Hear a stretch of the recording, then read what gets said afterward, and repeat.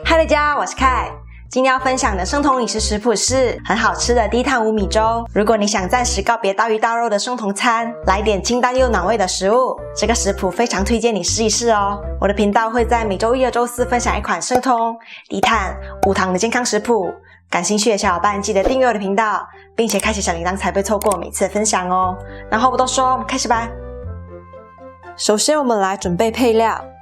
对我来说，姜是做出一碗好吃的粥的关键。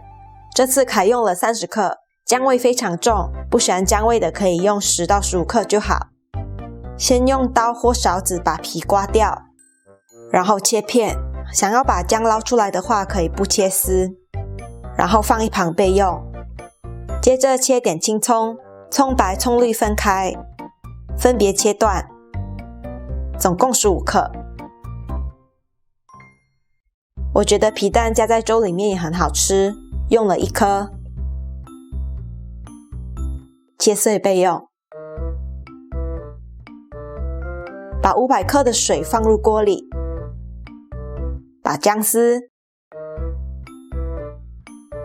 葱白和10颗蒜放进去，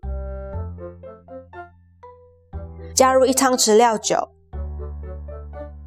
，1/4茶匙白胡椒粉，1/4茶匙盐巴，放入1块鸡胸肉，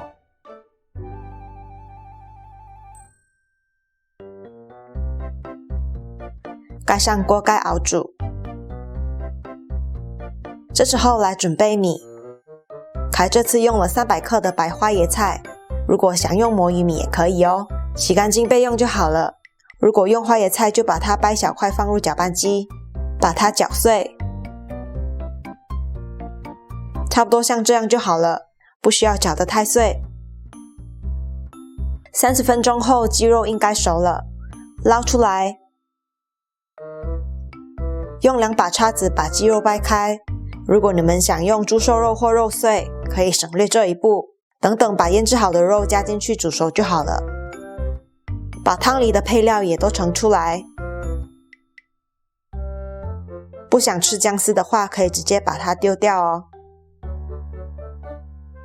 接着往汤里先倒入半茶匙的黄原椒，这是做出绵密米糊的关键食材哦。黄原椒直接加入液体就是会结块的，这时候我们就得用搅拌器把它打匀。打匀后再看看米糊的质地，觉得可以再浓稠一些就可以补点黄原椒。如果用花椰菜米的话就不需要太粘稠，等告诉你们为什么。接着加入我们准备好的花椰菜米或魔芋米。如果用魔芋米加热一下就好了，用花椰菜的话我们得煮久一些，直到花椰菜变软。这个过程米糊会变浓稠，所以刚刚不用弄得太稠哦。尝一尝，觉得花椰菜软了，就可以把其他配料加进来，鸡肉、姜丝、蒜头，当然还有切好的皮蛋。搅拌加热直到沸腾。出锅前可以尝一尝味道，看需不需要再补点调味，然后放入切好的青葱，关火搅一下就好了。盛出来就可以吃了。这个食谱至少有2人份哦，如果还会加点配料一起吃，就可以有3到4人份，淋上麻油会更香哦。只要花椰菜煮软，这个质地真的很像人间米粥，不需要高汤味精，味道还是很好。如果你喜欢这次的分享，记得为这影片点个赞。那我们过几天见咯，拜拜。